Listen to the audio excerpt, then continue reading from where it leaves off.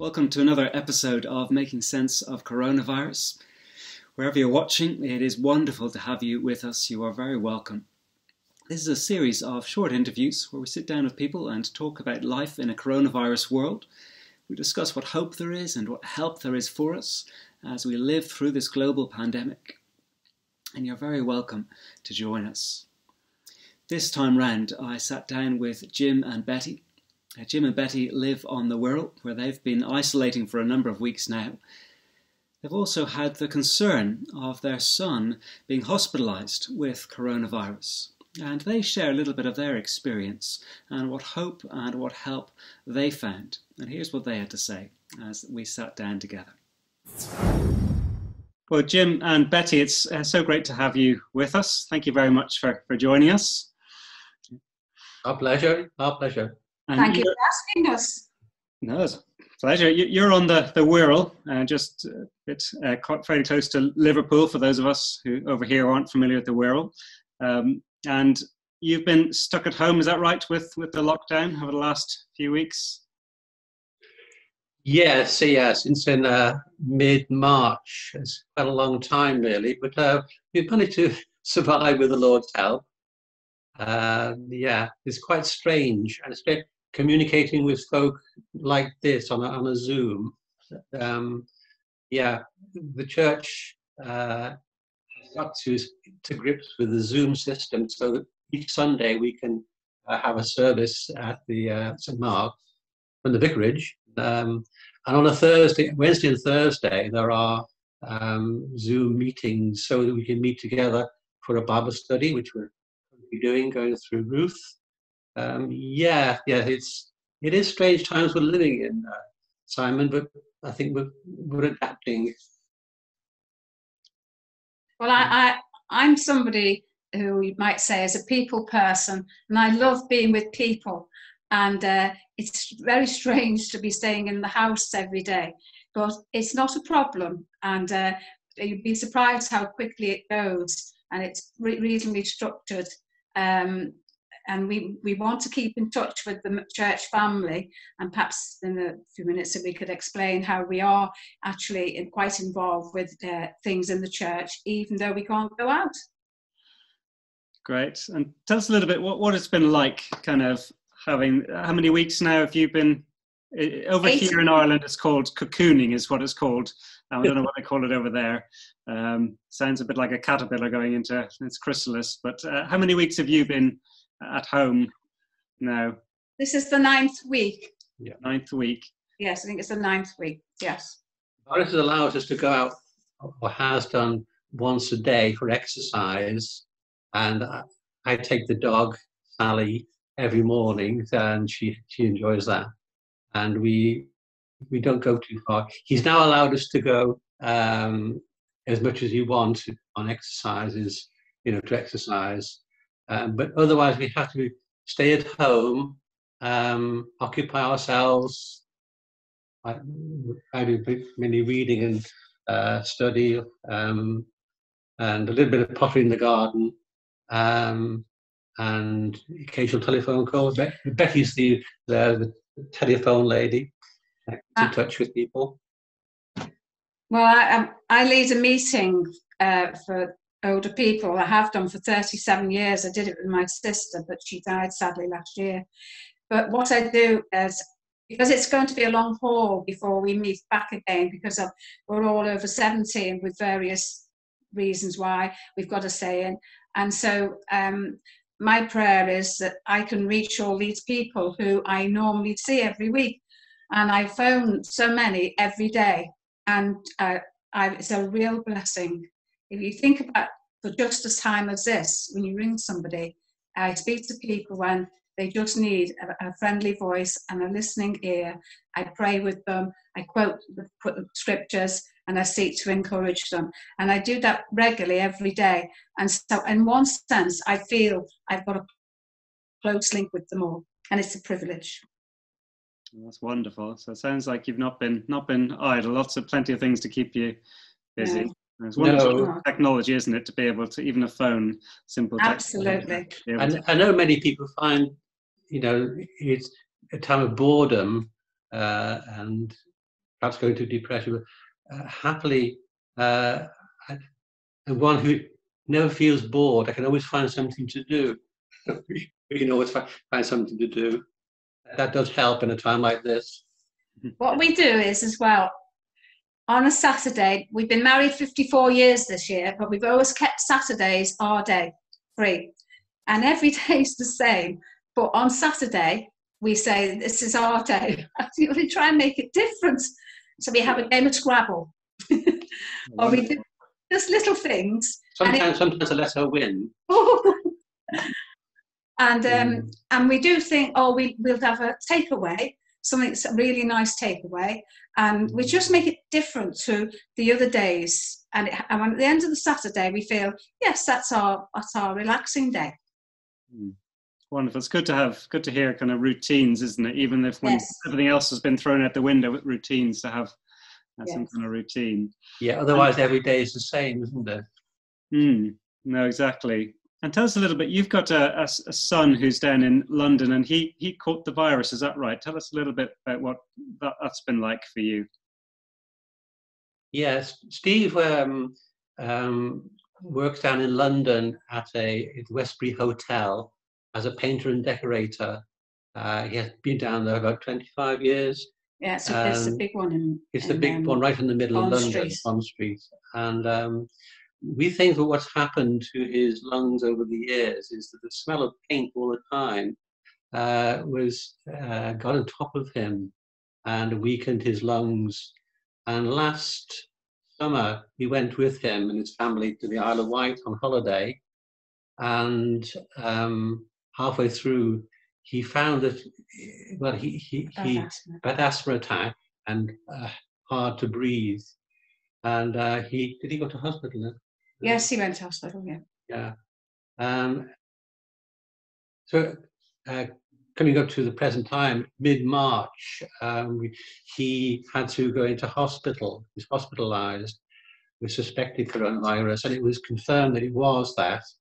He was 5 days in hospital where he saw things that he wouldn't tell us now. It was quite stressful, traumatic, as we'd say. But then he was allowed out because Megan, his wife, is medically trained. She's a dentist. And so she looks after him, and he's in isolation and has been was for quite a number of weeks before slowly coming out. But it's been a long time, hasn't it? Well, from a parent point of view, we knew he was very ill because we couldn't speak to him. He couldn't talk to us because of the breathing. And what he experienced, what he saw in the hospital, it was very, very upsetting for him. And so when he came home, he was very, very upset, very, very upset. And so we never spoke to him, a proper conversation, apart from two, and that's when he would break down for nearly 4 weeks. And I found that extremely difficult. Couldn't visit him. His wife went ill. She's pretty certain she got the virus, but it wasn't a bad do, but she was still ill. And he was ill, and they've got a 14-year-old girl. And this is our Steve. If you can see him. Is that any? Yeah. That's him and his wife, Sophie. And so, there's a bit of a Megan, so Sophie and Megan. But it's going to take a bit of a while. But as a Christian, I cast my cares upon the Lord. And I would share with people that lots of people have anxieties in different shapes and sorts. And when I was on the phone talking to our folk recently, like a pastoral phone call, I said to them, it was Easter. And I said, the lockdown was at Easter when Jesus had risen from the dead, and the disciples were stuck in that upper room and couldn't go out for fear of the Romans. And they were all shut up in this upper room. And in spite of the lockdown, Jesus was there. He came through those walls and he appeared with them, and they talked about the resurrection joy of what they saw, and it was a great comfort to them. And I've said this to our folk, that we're in lockdown, but we are not on our own, because the risen Jesus is with us, and he knows our fears and anxieties, and we can turn to him. And I would encourage people to always remember 24 hours a day, you have the risen Jesus, and he says, come to me, all ye who are labour and are heavy laden, and I will give you rest. So the Bible tells us all these different ways to deal with the things that happen to us. That's wonderful. And that brings us very nicely on to the next question I was going to ask you. You've started answering it before I even asked. Think a little bit about what difference for you both as Christians does this make through the challenges you've faced? Obviously, the wonderful reminder that wherever you are, even in lockdown, Jesus is with you. Tell us a little bit more about what difference for you being a Christian has made through these challenges. Well, Betty and I were converted as young people 50 years ago at St. Mark's, New Ferry. And when the children came along, we taught them how to love the Lord. And Steve happily was his faith with him when he went to London and found a Christian wife, a dentist. And how we cope with it is that we know that everything works for good to those who love God, the called according to his purpose. And that when these crises come along, a word from Jehoshaphat in the Old Testament, when everything would seem to be going around and the odds were heavy against him. And he says, Lord, we do not know what to do, but we leave it into your hands, or words to that effect. And so often, well, not too often, happily, but whenever it does occur over the time a crisis comes along, we feel that we can take it to the Lord and leave it there. Because, no matter how clever we are, how wise we are, it's a lot of things are beyond us. And when we've left it with the Lord, somehow he's brought it out of it. I think of times in my own life when, I was made redundant in 1996, and I thought that was the end and no more work. But out of the blue, a phone call came. A colleague had left the work I was at and went on to build a firm for himself. He said, do you want a job? So happily I was employed there for the remaining 12 years of my working life. And then we feel in the same way. It does look as though it's the end of the road for Steve in painting and decorating, because the Westbury Hotel is now in lockdown, possibly closing down. So there may be a turning point in his life. And as I shared with him, the same thing might happen to him, and he finds a new line of work. He's trusting in God when it all seems to be hopeless. It's wonderful to hear. And tell us a little bit, I suppose, good to hear from you both as Christians. Obviously, we're all living in a world that we probably this time last year never anticipated, and no one in living memory really has kind of lived through an experience like that. So obviously, we've been here in history many, many generations past, but not in living memory. What hope does the Christian faith offer as we live through a pandemic like this? Well, we have a hope and a sure foundation that one day we are going to meet Jesus Christ if we believe and trust in him. And I believe, I've been a Christian now, like Jim said, for many, many years. And you go through difficult times, obviously. But I've looked back and you can see the providence of God. It's just amazing as you go through life. And I know this is a really big thing that's happening, but the Lord reigns, and this virus, God, I don't understand it, but I don't ask why, because God has allowed it to happen. And maybe it'll be that people are going to start seriously think about, about God, about what's going to happen if I were to die. Where am I going? Challenging questions. And we have that hope because of the resurrection, that we know death is defeated. The grave hasn't got the victory.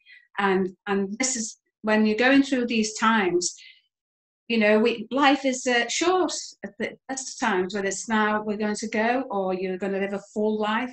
But I believe that God, if there will be people, and we're seeing little signs in our church, and Alison and Matthew are doing kind of little studies with people, and it's lovely to see people whose souls are being stirred. And I said recently, I think the angels are going to be rejoicing about sinners coming to be saved. So that's our hope. So whatever goes on, and we all have our problems, but I would say Jesus is always with us, and nothing can separate us. Nothing. I'm quite fond of quoting Tennyson or Shakespeare, but Tennyson anyway, he says, more things are wrought by prayer than this world dreams of. And I could also add a quote from C.S. Lewis. You probably heard it. God whispers to us in our pleasures, speaks to us in our conscience, but shouts to us in our pain. And pain is God's megaphone to rouse a dead world. And I think that's God has sent this affliction to us, and somehow He will bring good out of it. It's who was it? John Piper. His word that even epidemics serve a purpose, a mission, and that God will be speaking to many folk. This is what our prayer is. People will be speaking through this, shouting a megaphone to raise the dead. Thank you. That's a wonderful place, I think, to end it. Really, is he really has got our attention, hasn't he? With this, the next chapter. Certainly has. Yes. Are we going to listen to that message of, as you've said, Betty, the hope of the resurrection, which is a wonderful hope to have. So I think it is. People are asking questions and maybe I've never thought about. People are, I suppose, made aware of just how weak we are, aren't we?